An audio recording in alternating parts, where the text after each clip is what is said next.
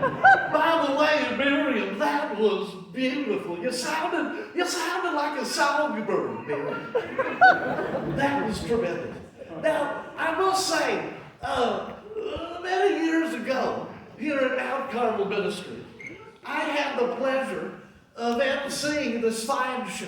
But that was long ago. And I must say, staff, you do an incredible job. I love the theme, the Jurassic. Now that's clever. Hey, did you know that there was a Jurassic movie that came out this summer? Did you know that? That was cool. I mean, I thought maybe it was coincidence. What was it called? Jurassic Avenger Dominion Multiverse? I don't remember. Anyway. So, years ago, I had the pleasure of interviewing our fine camp director at the time, Johan Hinterslot. And I heard that Johan was here this evening. So I went, Johan, come on up, let's give him a hand.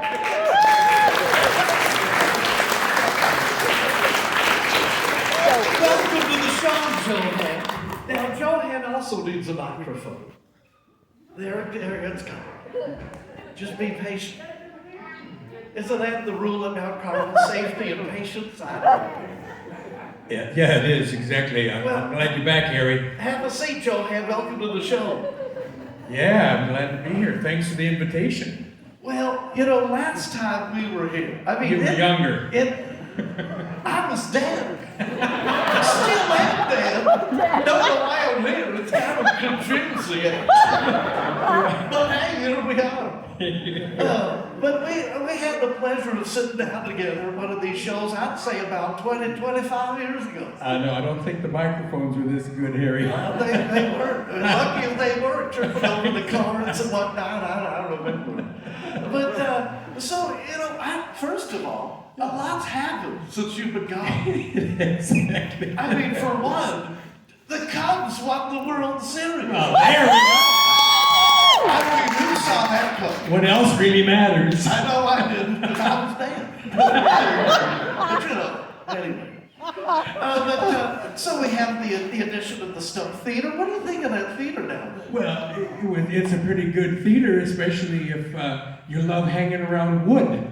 Well, and baseball was my jam, so I know exactly what you're You doing. were always hitting off the wooden sticks one way or the other, Harry. That's right. That's right. Now, what about these new cabins? Tell me what you think of that. Oh, man. Red, white, and blue, yellow, green, gold. Man, I mean, you'd think somebody had a paint sale somewhere. Well, yeah.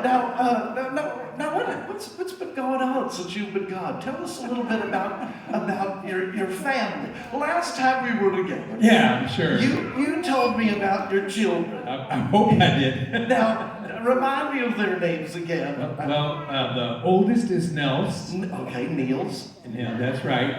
Boy, it's amazing how well you hear. Yeah, well. And then the second one is Canute. K-Nutty. That's the guy. And then the last one is Jens.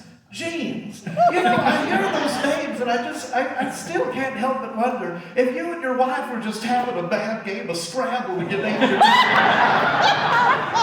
It just makes no sense in the world to me. Makes no sense to them either, but they're stuck. Now, do they have children of their own?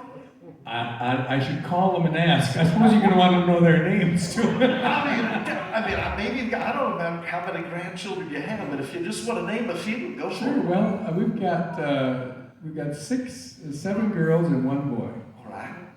And no, actually 6 girls and 1 boy, and their names are Solveig, Elsa, Magda, Svea, Hildy, Lena, and Henrik. I know you have a Kleenex Gesundheit.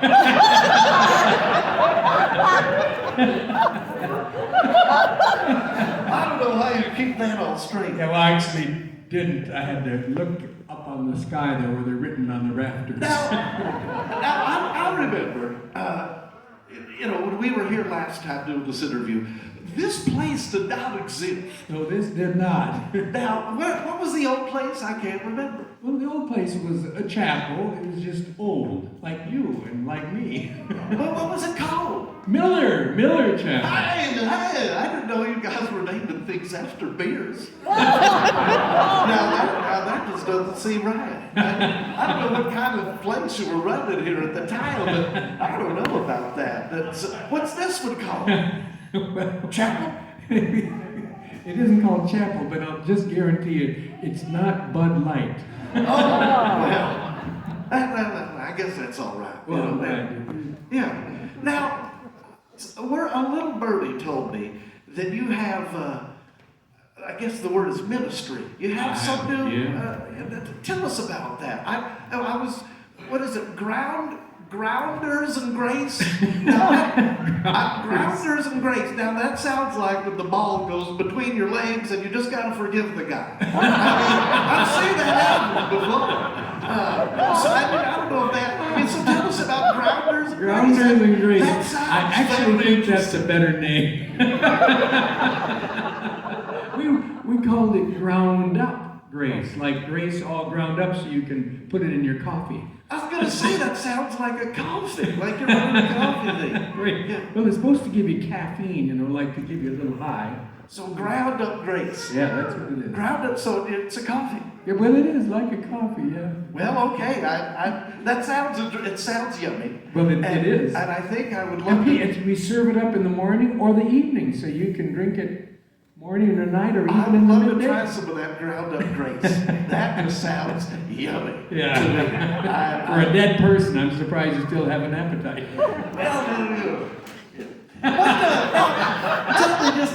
What have you enjoyed the most about being back here this week? Man. So much has changed. I don't know. I just love the old people I keep seeing. I mean, I'm not talking about myself in the mirror. I'm talking about all these people that I haven't seen for years and playing games and fooling around and teasing them. It's been great. And actually, people still laugh at my dumb jokes. Well, yeah, they're desperate, I know. But I'll tell you one thing I bet you miss.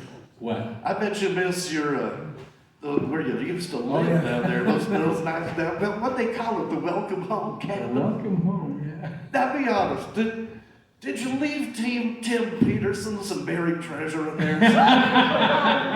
I mean, come on, you had to let them something special. There's some Norwegian cash there, C-A-C-H-E. But he has to have a Norwegian Geiger counter to find it. But the real problem is, because we're all Norwegians, it's so hard to figure out how to turn it on. So it'll be a long time before he finds it, I know. Well, anyway, I'm sure that was a great time. Hey, I got one more question for you. I kind of run my own podcast. I love these would you rathers. You ever heard of that? I'm eager to hear it. And I'm always wanting to know the choices people make in life. And I know that this camp, through the years, has, continued to try to get out of debt. Just being, and I know it's tough. That was when I was running it. Well, because we kept buying things and paying for stuff we couldn't afford. Well, Johan, if you had a choice, yes, I do. Between the camp being debt-free, yes, sir, or a massive storm coming through and destroying over 100 trees and property, what would you choose? I know what I choose, but I want to hear what you choose. I know. Well, since the storm already did its damage, I'm glad I could just pick the debt freedom. Oh, thank goodness. I thought you were going to pick the storm. Well, anyway, everybody, thanks for coming. And that's all the time we have. Come with.